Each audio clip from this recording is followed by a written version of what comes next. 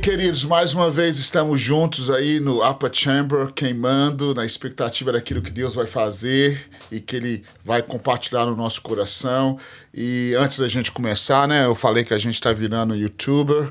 Não esquece de subscrever aí no nosso canal, dar um like, abençoa aí, é uma forma de você estar nos abençoando e acompanhando.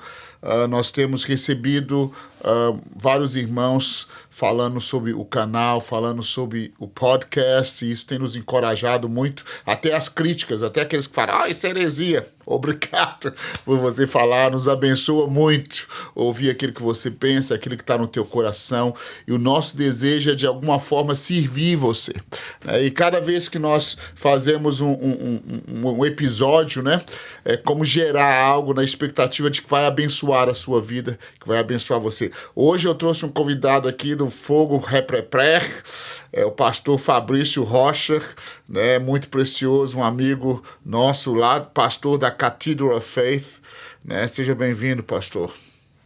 Boa noite. Boa noite, pode falar, meu filho. Não é boa noite, né? Então, nós estamos muito felizes de estarmos juntos. E eu falei com ele, você tem que falar assim, muito bom estar aqui com o Judson, aquela coisa toda. Eu vou copiar, muito bom estar aqui com o Judson. Aleluia. Sejam bem-vindos ao Upper Chamber. Eu tenho certeza que Deus tem uma palavra para o nosso coração. Aleluia, glória a Deus. Então, Fabrício, para quem não te conhece, fala um pouco sobre você, fala um pouco sobre, você está há quantos anos nos Estados Unidos, o que Deus tem, como que você encontrou Jesus. Sim. Essa semana aconteceu uma coisa muito interessante comigo, eu peguei carona com um irmão, e eu já conheci ele há algum tempo, mas ele começou a contar para mim um testemunho dele. Sabe, eu não consigo, como se diz, eu não consigo parar de ouvir. Toda vez que eu ouço a maneira como alguém encontrou Jesus, meu coração fica cheio de expectativa, né, de alegria. Então, isso é maravilhoso. Mas me conta, qual que é a sua história? Minha história é de um jovem depressivo que tentou se matar 3 vezes. E quando eu encontrei Jesus, não tomei nenhum remédio, tarja preta, nenhum paliativo. O pastor que orou por mim no dia que eu me converti, um pastor da Assembleia de Deus, ele colocou a mão sobre mim, ele falou, Fabrício, entrega sua vida para Jesus e se você tiver algum pedido, lance sobre ele alguma ansiedade. E ele não sabia a minha história, eu não contei nada, tipo assim, para ele. E ele orou por mim aquela noite que eu aceitei Jesus. E ele falou, Jesus vai conceder o desejo do seu coração. E eu fui para casa. E aquela noite, depois de 6 anos, foi a primeira noite que eu consegui dormir. Uau! Depois de 6 anos? Depois de 6 anos, consegui dormir o período da noite todo sem levantar, com ansiedade, com medo, com esquizofrenia. Foi aquela noite que quando eu acordei de manhã, eu tomei um susto. E eu fui lá fora para ver se era dia mesmo. E no próximo dia eu fiz o teste, falei, eu vou tentar dormir de novo. E eu dormi, depois daquele dia, que foi 1º de junho de 1999. Depois daquele dia, nunca mais eu perdi nenhuma noite de sono. Glória que o Senhor dá. A Bíblia diz que o guarda de Israel guarda a sua entrada e sua saída, o seu acordar e o seu levantar, o seu deitar. Depois daquele dia, nunca mais perdi nenhuma noite de sono. Uau, glória a Deus. O Senhor Deus fez grandes coisas. E trabalhou no meu intelecto, no meu psique, no meu psicológico. E hoje eu posso dizer que eu sou restaurado. E como que foi seu chamado para o ministério? Então, eu venho de uma família inteiramente, né, católica. Minha mãe era devota de Aparecida, ia todos os anos, né, em Aparecida do Norte. E quando eu vim para os Estados Unidos, que eu encontrei Jesus, né? Então, isso aconteceu aqui? Sim, aconteceu aqui nos Estados Unidos, em 99. E eu venho de uma família extremamente católica. Eu tinha uma tia minha só, que servia ao Senhor. E quando eu me converti, logo depois, Deus prometeu que salvaria toda a minha casa. E assim foi. Minha então namorada e futura esposa, Valéria, se converteu. Deus fez a obra completa. Meu cunhado, minha irmã, né? Minha sobrinha. E Deus prometeu para mim que eu batizaria o meu pai e minha mãe. A minha mãe, que era devota de Aparecida, eu batizei ela. Meu pai, eu batizei ele, né? E no dia que eu batizei meu pai, eu consegui... Também foi o mesmo dia que eu batizei meu filho mais velho, o Gabriel. Então Deus foi cumprindo, né? Sobre as gerações. E eu tenho certeza que Deus, a boa obra que Ele começou, Ele vai cumprir, vai continuar. né? Então Deus tem feito a obra dentro da minha casa. Eu posso dizer, como Josué disse, né? Eu e a minha casa serviremos ao Senhor. Glória a Deus. Esse foi o processo todo. E aí nós encontramos Jesus e em 2004 eu fui consagrado a pastor pela Assembleia de Deus. E aí começou a caminhada, né? Viajando pelos Estados Unidos, ministrando a palavra. E em 2012 nós recebemos a palavra de Deus, que nós iríamos pastorear uma igreja. Até então eu nunca tive vontade de ser pastor de ovelha, porque viajava, não tinha aquele âmbito de querer cuidar de ovelha, de ouvir o problema das pessoas. Chegando num lugar, vocês conversavam com o pastor, ministrava e ia embora.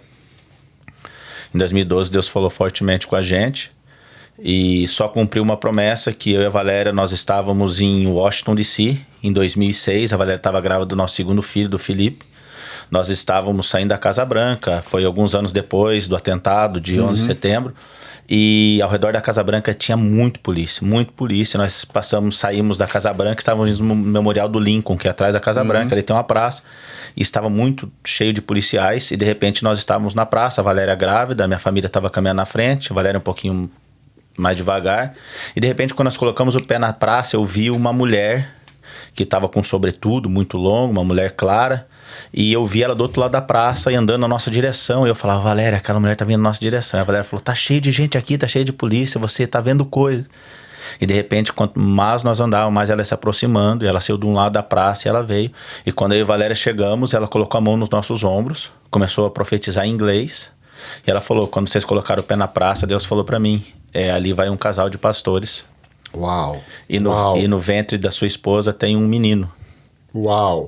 E ela falou, Deus vai permitir que você viaje mais um tempo pregando a minha palavra, para você entender o contexto da igreja, como a igreja funciona, a dor do pastor, a dor da ovelha. E depois de um tempo Deus vai entregar uma igreja para você cuidar.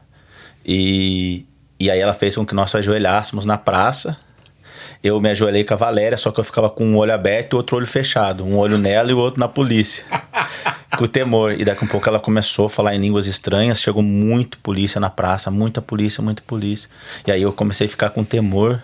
E aí, de repente, chamaram o xerife, que era o chefe de todos eles. O xerife veio. Quando o xerife olhou, escutou ela falando em língua estranha. E aí o xerife pegou e afastou todos os policiais e falou, ninguém toca neles, porque isso aqui é coisa de Deus.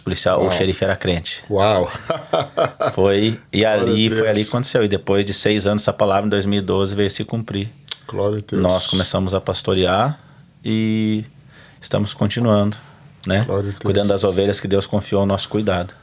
Glória a Deus. Né? E nessa caminhada, a partir de 2012, eu te conheci em 2013, né? Depois, aí sua vida melhorou. A minha vida melhorou. Depois que eu te conheci, minha vida melhorou, né? Eu me converti. Igual nós combinamos. Eu me converti pela segunda vez e voltei para Jesus e ali nós começamos a caminhar junto, né? Com você e com a pastora April. Tem 10 anos que nós nos conhecemos, então, hein? Glória a Deus. Vai fazer 10 anos. Uau! Vai fazer 10 anos. Que nós nos conhecemos, que você carrega essa cruz. Não é cruz, não é presente de Deus. Então tá bom. Então tá bom. Glória a Deus, glória a Deus. Nós combinamos isso também, né? Que você ia falar que eu era uma benção. Você fala bem de mim, eu falo bem de você. Pronto, assim acabou. Assim é. Mas glória a Deus, que bom. E seu coração tem queimado com o que agora? O que queima no seu coração? Como que você... Eu acho que tem muito tempo que você não vai no Brasil, mas eu sei que seu coração queima pela igreja brasileira, queima pela nação americana. Sim. E o que você crê que Deus está falando para esse tempo que nós vivemos? Porque eu conheço um pouco do seu ministério, você carrega não só um coração pastoral, mas você carrega um peso profético para a hora, para o tempo, para aquilo que Deus tem falado. E o que tem queimado? Se você falar, Júlio, é o que está queimando no meu coração nesses dias? Alguns dias atrás eu estava orando pela nação brasileira, até, né, liguei para você para a gente conversar, e Deus falou para mim que seria um reinado de Acabe, né? Sobre a nação brasileira. Um reinado de Acabe e Jezabel. E para todo o reinado de Acabe, Deus levantou um tempo profético de Elias. E eu via 2 tempos proféticos de Elias se levantando, que era o que ia contra a palavra que Acabe lançava e Jezabel lançava sobre a nação. Mas no período profético de Elias também se levantou os falsos profetas que profetizavam a favor de Acabe, né? No período profético de Elias existiu fome, existiu seca. E os profetas foram alimentados, né, por Obadias, e também Elias foi alimentado pelos corvos, né, e depois pela viúva de Serepta. Então eu creio que existe um tempo no Brasil, que é um tempo de... O que Elias fez lá no livro de 1 Reis, no capítulo 18. É um tempo de restaurar o altar do Senhor que estava quebrado. Deus. Né? É interessante que esse momento de capítulo 18 é muito quando você me falou isso, eu lembro que eu te falei, naquele mesmo dia, 3 pessoas diferentes me ligaram falando, 3 ou 2, não me lembro bem, falando a mesma palavra para o Brasil, que é um tempo de Elias. Eu penso assim, Elias é sempre... Quando você não tem nada para falar, você fala do profeta Elias, né? Mas foi tão tremendo que você me falou daí a pouco e eu comecei a pensar sobre isso.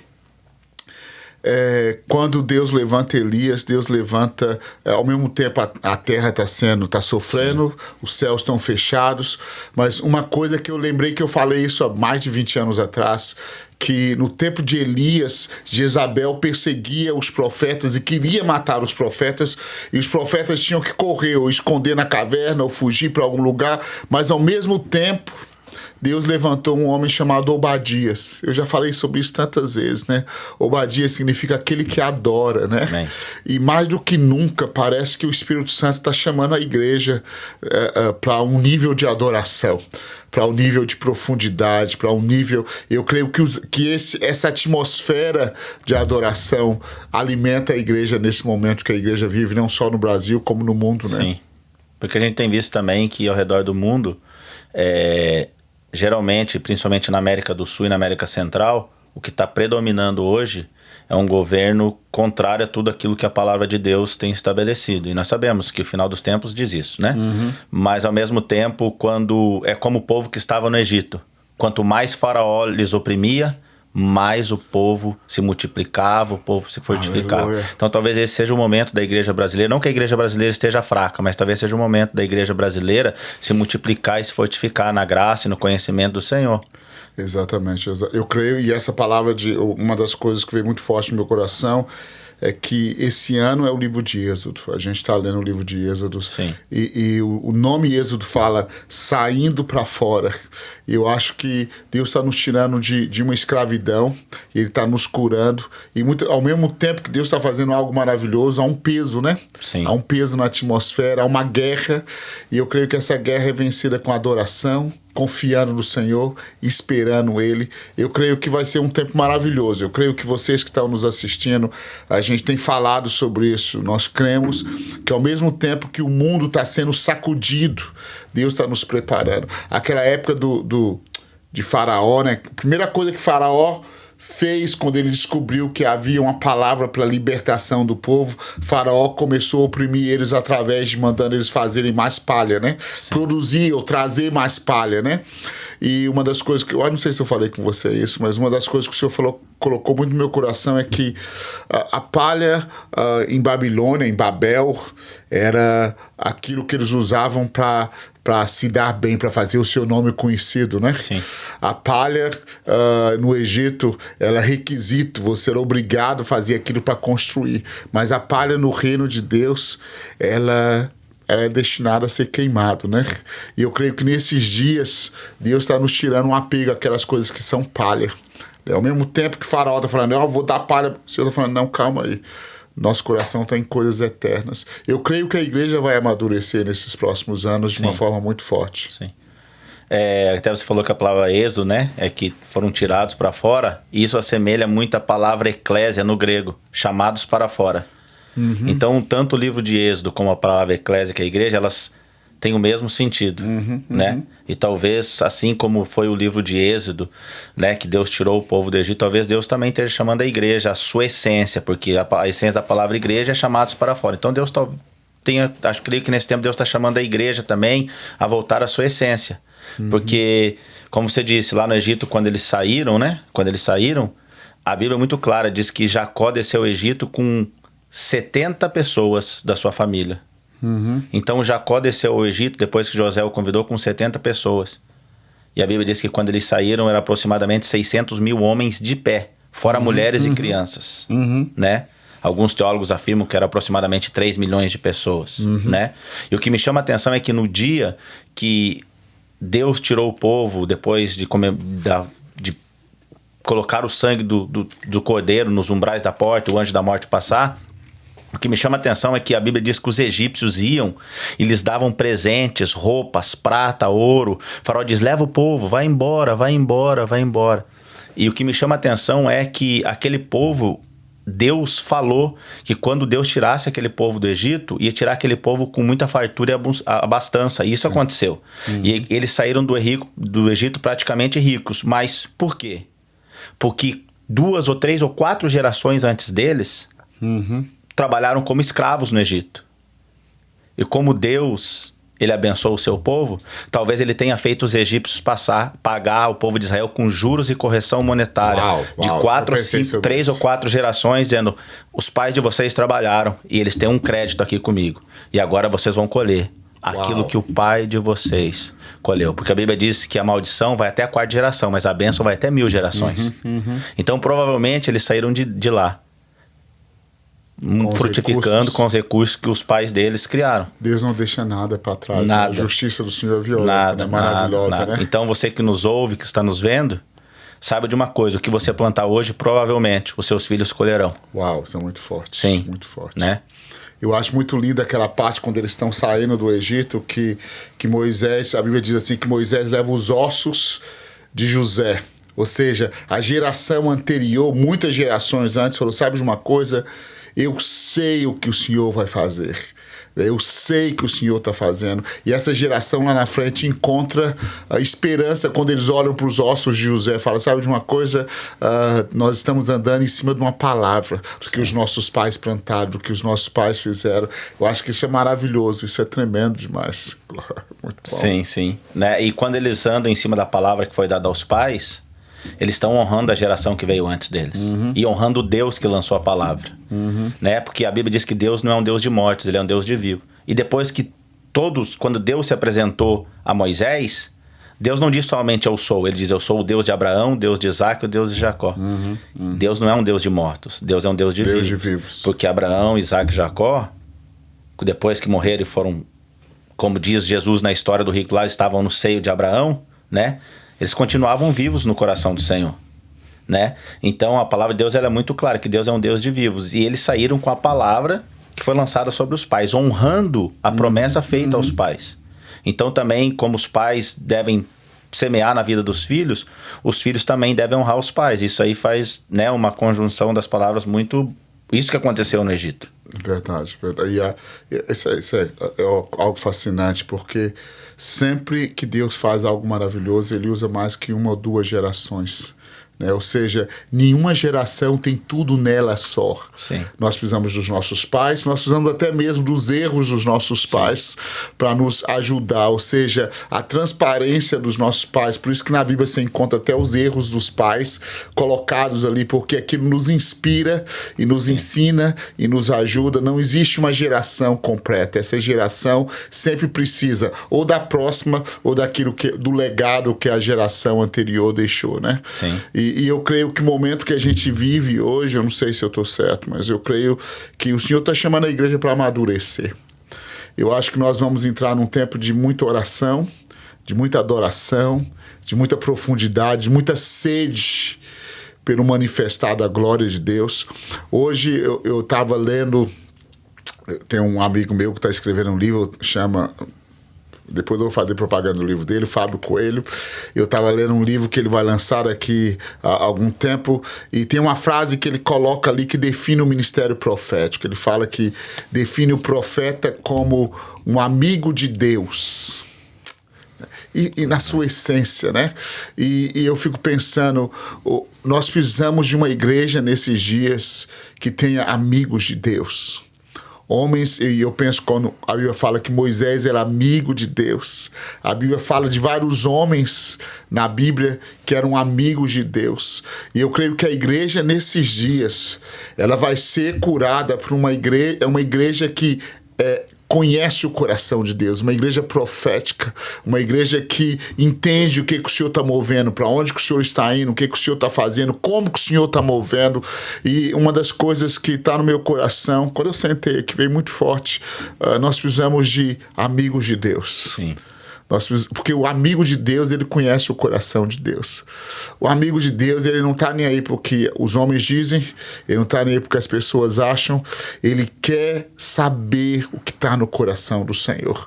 Né? Eu amo quando João Batista fala, quem é você, João Batista? Ele fala, eu sou amigo do noivo.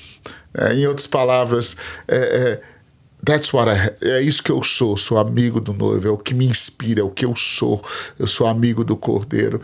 E hoje eu estava pensando, Fabrício, como isso, meu coração começou a queimar, como que nós precisamos de uma geração que conheça o Senhor em amizade, sim, que se revele a Ele. E eu creio que o Senhor está nos tirando do Egito e nos levando para um lugar onde Ele quer se revelar a nós, e para que nós conheçamos o coração dEle. Eu creio que mesmo que a gente fala, nossa, Senhor, está difícil, está complicado, os céus estão fechados, mas é nessa atmosfera que vão se levantar os amigos de Deus, sim, e vão marcar a geração. Sim. E é interessante que quando o povo sai do Egito, Moisés não fez nada sozinho. Uhum. Verdade. Não foi isso? Exatamente. Ele falou, Senhor, eu não sei falar direito. Aí Deus fala, então Arão vai te ajudar. E depois Josué, e depois Ur, na batalha com os amalequitas. Então, até a gente conversava um pouquinho antes sobre isso, que ninguém faz nada sozinho no reino. Verdade. Não tem como, né? Não tem como. Ninguém faz nada sozinho no reino. Então isso me chama muita atenção, que quando eles foram sair do Egito, chegaram diante do Mar Vermelho, e a própria Bíblia diz que, até você ministrou no último domingo lá na igreja, que a glória que estava na frente, ela se colocou agora atrás do povo, fazendo separação entre o faraó e o povo de Deus. E a Bíblia diz que eles passam por Pi-Hahirote e chegam a Migdol. E de repente, quando eles chegam a Migdol, a Bíblia diz que Deus fala a Moisés, retrocede. Talvez seria uma ambiguidade. Mas ele fala, como, Senhor? Nós estamos fugindo. Como nós vamos... E o exército estava atrás deles. Andar para trás. Eles ali, né? Como nós vamos andar para trás? E Deus falou, retrocede. E talvez Moisés deve ter falado para o povo, aquela multidão de povo, falar, vamos voltar. Vamos voltar como, Moisés? O faraó está vindo atrás de nós. Talvez gerou uma dúvida no coração deles. Mas a Bíblia é muito clara. Quando eles retrocederam, eles pararam no lugar entre Pi-Hahirote e Migdol. Já haviam passado por Pi-Hahirote, chegaram em Migdol e tiveram que voltar. E aí eu fui estudar a etimologia da palavra Pi-Hahirote. É lugar onde existe crescimento de cana. E Migdol significa torre de vigia. O Senhor Deus fez com que eles passassem por um processo de crescimento, aquela geração. Cumpriram aquele processo. E quando eles chegaram ao lugar que era a torre de vigia, onde eles aprenderam a ter, porque quando você vigia, você aprende a se abster de coisas que te separam de Deus. Vigiar e orar. Né? Não é orar e vigiar e orar. Você aprende a se abster de coisas que te afastam de Deus. Aprende a ouvir a voz de Deus. Quando eles atingiram uma maturidade no crescimento, eles aprenderam que tudo que afastava eles de Deus, eles tinham que recusar. Deus falou, agora que vocês aprenderam tudo isso, vocês voltem no meio de tudo isso, porque existe um equilíbrio de crescimento, de maturidade, de andar no Espírito. Aí Deus falou, vai ser aqui que eu vou abrir o mar. Uau. Então o mar só foi aberto depois que eles passaram pelo processo de crescimento e de aprender de andar em unidade, integridade com o Senhor. E aí Deus... Interessante, né? Que você está fugindo de Faraó e você só está tentando sobreviver, né?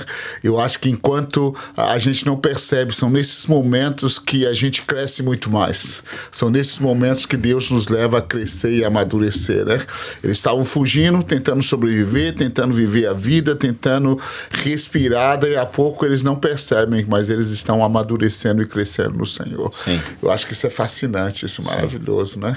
Isso é muito maravilhoso, né? E depois que eles passam, vão ao deserto, passam pelas águas amargas de Mara. E a Bíblia diz que depois eles chegam, né? E aí eles chegam no lugar onde haviam fontes de água, palmeiras, e ali eles ficam tranquilos. O Senhor fala com eles, mas também existe um momento que Moisés fica cansado. Até você conversava comigo e você pode explicar melhor. Moisés começou a cuidar do povo e ele acabou ficando cansado. É verdade. Eu acho que eu estava pensando sobre isso hoje. Eu acho que é um dos momentos mais significativos na vida do líder, quando você tem... Acho que uma das maiores revelações para a liderança é quando você descobre que você não consegue fazer sozinho. A Bíblia diz que o sogro de Moisés, Jetro, chegou para ele e disse assim, olha, velho, se você continuar fazendo isso, em inglês fala, você vai cansar a si mesmo e cansar todo mundo que está à sua volta. Eu descobri que pessoas que são centralizadoras, elas não só ficam queimadas, cansadas, mas todo mundo que está perto dela acaba ficando cansado e fadigado, porque ele gera uma atmosfera de ativismo, de resultado, e não só ele fica cansado, mas as pessoas atrás. E aí Jetro falou com ele, cara, você tem que mudar isso. Ele falou, como? Ele falou, procura homens de caráter, homens íntegros e compartilha isso. Eu acho que o segredo para esse tempo, e eu falo isso para pastores, né? A gente vai compartilhar isso com pastores e liderança, é aprender a encontrar homens de caráter. Eu acho que foi você que falou isso comigo hoje. É interessante, quando a gente vai fazer um podcast, a gente conversa tanto, né? E a gente estava conversando e você falou que interessante que não eram homens ungidos, eram homens de caráter primeiro, né? Ou seja, Deus não falou, Moisés, encontra um homem aí que seja ungido, ou você também falou sobre um de cada tribo, né? Não era um de cada tribo. Não era porque o cara era de tal tribo, ou porque o cara era especial, ou porque o cara tinha caráter, porque o cara tinha integridade. E eu creio que a autoridade daquilo que Deus vai fazer nesses dias, a autoridade da igreja está conectada com homens que têm integridade e caráter para esses dias. Eu acho que há um compartilhar do trabalho com homens que sejam interessante, que aí você vai para o Novo Testamento e Paulo fala, procura homens que sejam idôneos, maridos de uma só mulher. Sim. É fenomenal, né? A palavra de Deus é fenomenal, né? É tremendo, porque quando você começa a analisar isso, está falando, né, sobre quando Moisés não fez nada sozinho. Se você for olhar a história dos homens de Deus que conquistaram algo e marcaram o seu nome na história do Evangelho ou na história da humanidade, nunca eles fizeram nada sozinhos. Uhum. Né? Martin Luther King aqui mesmo, nós tivemos feriado de Martin Luther King aí, e ele, né, defendia a igualdade, mas ele nunca levou essa causa sozinho. Verdade, não tem como fazer sozinho. Nunca, né? Nelson Mandela na África do Sul. Não tem como fazer nunca sozinho. Levou a sua causa sozinho. E a causa do Evangelho ninguém consegue levar sozinho. Você acha que unidade é um dos maiores desafios da igreja hoje? Creio que não é o maior, mas é um dos, com certeza é um dos, porque a igreja, muitas vezes a igreja ela se preocupou em defender a sua denominação ou a sua placa de igreja. Uhum. E muitas vezes a Bíblia diz o seguinte, quando Abraão se separou de Ló, o problema é entre as ovelhas ou o problema é entre o pastor das ovelhas? Uhum. Então talvez se houvesse mais unidade entre os pastores, uhum, que eu creio, sobre os líderes, eu acredito que a unidade da igreja seria muito mais intensa. Uhum. Seria homogênea, a igreja seria homogênea.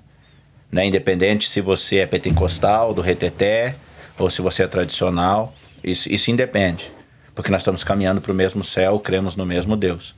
Então eu acredito que a transformação que vai acontecer na igreja, como diz, ela vai começar pelo altar do Senhor. Uhum.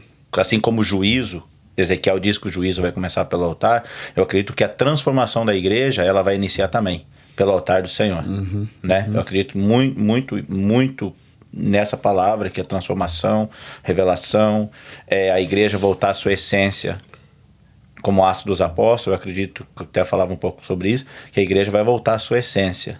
Uhum, né? Uhum. Não se admire se daqui a 1 ou 2 anos você começar a ver as grandes conferências. Hoje nós vemos isso online. Uhum, uhum. Não vai me chamar a atenção isso, porque a pandemia, de uma certa forma, ela abriu a visão da igreja para o online. Uhum. Então hoje as pessoas vão nos acompanhar através desse podcast, através do canal do YouTube. Então a pandemia também, de certa forma, ela beneficiou a igreja para abrir o seu horizonte. Uhum. Né? Deus fez a maldição se tornar em bênção, porque muita gente ficou em casa na pandemia, ficou depressivo, e a palavra de Deus chegava como? Pela internet. Pela internet, através das redes sociais, através do canal do YouTube. Quantas lives você fez? Eu fiz. Muitos irmãos fizeram. Quantas lives? Milhões de lives. E pessoas que estavam depressivas, que estavam enfermas, foram curadas. Quantos testemunhos nós escutamos, né? Nas lives, que pessoas foram curadas, pessoas foram tocadas, lares foram restaurados. Milhares de pessoas. Verdade. Então, Deus fez também com que a maldição, ela se tornasse em bênção, né? Pessoas que não iam à igreja. Ela não foi à igreja, mas a igreja veio até ela, né? Então, a igreja fez o papel também. Ela foi eclésia, ela saiu de dentro de 4 paredes e ela veio fazer a obra de Deus. Deus tem um jeito de fazer a gente fazer aquilo que Ele quer que a gente faça. Talvez Deus não tenha um jeito. Deus tem vários, Júdice, mas talvez... Ele usa todas as maneiras para nos encaixar. Talvez nós não conseguimos absorver. Eu creio que nesse momento da igreja, no mundo, o Senhor vai gerar uma unidade, vai restaurar muita coisa na igreja e vai ser um tempo precioso. Estamos terminando, caminhando para o final. Fala mais alguma coisa aí. O que você crê que... Continuo acreditando naquilo que você falou, que ninguém faz nada sozinho, né? Você lembra quando Davi ele fugia de Saul?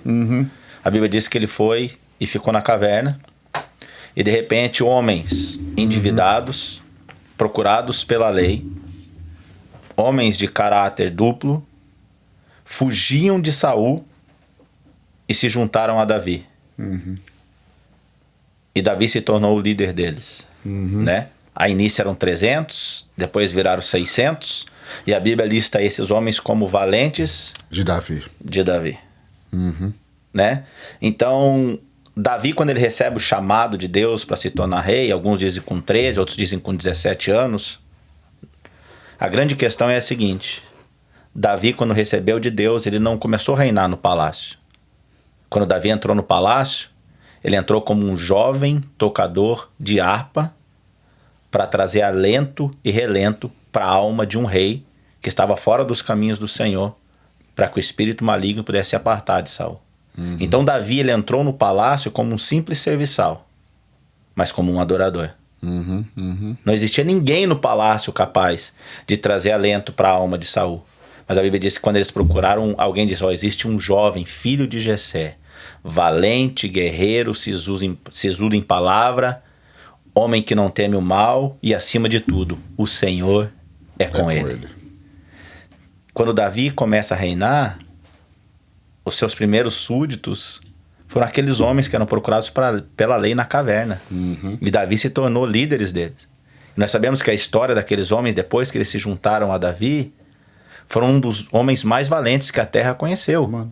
A Bíblia diz que houve homens... A Bíblia diz que tem um chamado Josebe-Bassebete, que foi o homem mais viril, o homem mais valente de todos os soldados de Davi. Que existia uma lista com 3 e 2 listas com 3 e uma lista com 30. E no total eram 36 que faziam parte desse ciclo fechado dentro dos valentes. Diz que existia Josebe-Bassebete. Esse camarada, a Bíblia diz que ele devastou o exército inimigo sozinho. Samá, o homem que sozinho pelejou por um campo de lentilha e venceu o exército inimigo. Esse era o segundo. E a Bíblia diz que depois o seu próprio exército, que saiu correndo com medo, voltou para pegar os despojos. Quando você vai estudar os campos em Israel, eram herança. Quando o inimigo invadiu o campo, Samá ficou lá. Sabe por quê? Porque aquele campo era herança. Ele estava protegendo aquilo que o seu pai havia plantado, o legado do seu pai, mas o sonho dos seus filhos, porque passava de pai para filho. Então Samá ficou ali. Protegendo o legado do seu pai, mas o futuro dos seus filhos. Glória a Deus. Né? Então a Bíblia fala sobre vários homens de Davi, que eram os valentes de Davi, que ajudaram Davi a formar também aquele reino. Né? Davi teve Joabe, Davi teve Abissai, teve vários homens de Deus que foram transformados. Mas Davi só pôde ministrar na vida deles porque um dia ele próprio foi transformado. Come on. O que Deus operou através de Davi é porque Deus já havia operado na vida de Davi. Né? Nós vemos a história de Davi, 72 salmos ou 73, tem uma autoria que existe em dúvida, mas são 72, talvez 73 salmos de Davi. E de todos esses homens que ajudaram Davi, como Moisés foi ajudado a não fazer as coisas sozinho, tem um dos discípulos de Davi que me chama mais atenção. Ele não foi um guerreiro, Júdice. Ele foi um adorador. Asaf. Para mim, esse foi o maior discípulo que Davi fez. Porque os valentes de Davi, depois que morreram, continuaram nascendo homens de guerra. Mas depois que Davi se foi, a Bíblia diz que Salomão, quando foi inaugurar o templo, Asaf já estava aposentado. E perguntaram, existe alguém aí que pode fazer o hino para a inauguração do templo? Porque os sacerdotes iam até 55 ou 60 anos. E Asaf já tinha a idade passada. Aí alguém falou, existe um homem, mas ele está jubilado. Aí Salomão falou, para Deus eu quero o melhor. E Asaf começou a compor aquele hino, que nós não sabemos nem quem cantou, como cantou e qual era a letra. Por quê? Porque a Bíblia diz que a partir do momento que Salomão começou a orar e os levitas começaram a tocar, a glória desceu sobre o templo de Salomão. Nem os sacerdotes puderam ficar de pé. Porque a glória de Deus desceu. E alguns rabinos e teólogos afirmam que haviam milhares de pessoas do lado de fora, e quando a glória de Deus desceu, todos foram curados. Davi foi, mas não fez nada sozinho. E Asaf continuou essa escola ministerial, e depois nós vemos aí, né, que quando Davi assume, ele faz um turno, 24 turnos de levitas. A adoração era 24 horas. Contínua, e cada um tinha o seu turno. E felizmente, como você falou de João Batista, um dia o pai de João Batista, né? Zacarias estava lá. A Bíblia diz que a palavra de Deus era rara, porque estava naquele tempo de 400 anos de silêncio de Deus, de Malaquias até chegar em João Batista. E a Bíblia diz que ele está lá, no turno dele, no turno instituído por Davi. Ele chega lá e a Bíblia diz que um anjo aparece e fala o negócio seguinte: a tua mulher vai ficar grávida. Então, quando Davi institui isso, lá na frente a instituição, se nada houvesse acontecido nesse período dos 24 turnos, 24 mil levitas que tinham, algo aconteceu. A palavra de Deus foi, o silêncio de Deus foi quebrado no turno de um dos profetas, de um dos levitas que Davi havia instituído, Zacarias. E a palavra desceu e Deus falou, você vai ter um filho. Amém. Sobre isso a gente tem muita coisa a falar, Sim. porque estamos chegando ao final, mas só uma coisa antes disso, porque uma das coisas que eu percebi sobre o Templo de Salomão, eu sempre perguntava qual era o segredo do Templo de Salomão, que dentro do templo, a tenda de Davi, que é o tabernáculo de Davi, né, que é onde tinha os 24 horas de adoração, ela foi desmontada e eles trouxeram ela para dentro do templo. Eu nunca entendi o segredo do Templo de Salomão. O segredo do Templo de Salomão é que esse modelo de adoração foi adotado dentro do Templo de Salomão. Por isso a glória foi respondida. Isso é fascinante, né? E o próprio profeta diz que nos últimos dias Deus restauraria o tabernáculo caído de Davi. Exatamente. Ou seja, meu pai, maravilha, bom demais. Gente, que bênção. A gente tinha que ter ficado mais tempo aqui falando sobre essas coisas, trazendo um teólogo aqui, né? Tinha que se apresentar teólogo, Fabrício Rocha, do top. Servo. Aleluia. Obrigado, Fabrício. Obrigado. Deixa a gente, faz uma oração, abençoa esses irmãos que estão nos assistindo. Obrigado, gente. Não esquece de dar um like. E não esquece de compartilhar com outras pessoas e mandar seu comentário. Nós amamos a sua vida. Sim, se inscreva lá no canal. O canal tá Judson Oliveira. Isso mesmo, mas Judson Oliveira. Não tá Pertiame, tá Judson Oliveira. Se inscreva lá no canal, siga o Pastor Júlio nas redes sociais. Falei, quem não assinar no canal é a Valéria, que não tinha assinado o canal, né? Nós falamos, a Valéria assinou. Foi curada na hora. Agora. Então você precisa de um milagre, né? Eu quero agradecer a todos os irmãos que nos acompanham. Eu quero agradecer a equipe também aqui do Upper Chamber, né? Que faz a filmagem, que faz as edições, que faz os cortes. Que Deus abençoe a casa deles, porque a Bíblia diz o seguinte, que lá no Egito, Faraó pediu que as duas mulheres que faziam o parto, né, Cifra e Puá, que elas matassem os meninos hebreus. E a Bíblia diz que elas temeram a Deus. E Deus lhes constituiu casa forte. Talvez elas eram estéreis, não tinham filhos. E depois que elas... Então aqui nós temos, né? Por trás das câmeras existe Cifra e Puá, né? Nós temos irmãos aqui que estão trabalhando arduamente para que esse podcast possa ir ao ar, editar. Então nós queremos também abençoar os irmãos, né? Que são muitas vezes, não aparecem na frente da câmera, mas eu tenho certeza que Deus também vai abençoar a casa deles. Então nossos irmãos estão aqui, Deus abençoe, estão trabalhando, que Deus abençoe a sua vida. E eu gostaria de orar. Amém? Posso orar, pastor? Por favor. Senhor, em nome de Jesus, eu oro nessa noite, te agradeço por esse tempo, Senhor, de comunhão, de unidade, Senhor. Que o Senhor possa fazer queimar, Senhor, no nosso coração, Senhor, o desejo e o anseio de Te buscar cada dia mais, Jesus. Senhor, que o Espírito Santo, Senhor, Ele possa, Senhor, gerar em nós, Senhor, um sentimento. Tua palavra diz que o mesmo sentimento que houve em Cristo Jesus, Senhor. Um sentimento de gratidão, um sentimento, Senhor Deus, que nós dependemos de Ti a cada dia mais, porque quanto mais nós sabemos, mais nós necessitamos de Ti, Senhor. Quanto mais água nós tomamos da Tua palavra, mais sede se gera dentro de nós, Senhor Deus. Pai, que o Senhor possa gerar em nós, Senhor, uma geração, Senhor. Não deixe passar da nossa geração aquilo que o Senhor quer fazer na terra, Senhor. Que nós possamos ser úteis nas coisas grandes e nas coisas pequenas, Senhor. Que nós possamos se colocar ao Teu dispor, Senhor Deus. Como Isaías disse, Senhor, quando o Senhor disse, quem há de ir por nós? E Isaías disse, eis-me aqui, Senhor, envia-me a mim. Que nós estejamos dispostos, Senhor, a fazer aquilo que o Senhor nos chamou. Que o Senhor abençoe a casa do pastor Júlio, a casa da pastora Eipra, os seus filhos, o seu ministério. Abençoe a todas as pessoas que estão nos acompanhando, Senhor. Que essa palavra venha servir de crescimento, que essa palavra, Senhor, venha servir, Senhor, de edificação para a vida de cada um. Que o Senhor venha guardar a minha casa, a minha esposa, os meus filhos também, Senhor. Eu entrego tudo nas Tuas mãos, Senhor. E rendo louvores, honras e glórias ao nome de Jesus. Amém. Glória a Deus. Obrigado, brother. Obrigado, queridos. Um beijo. Deus abençoe vocês. Um abração.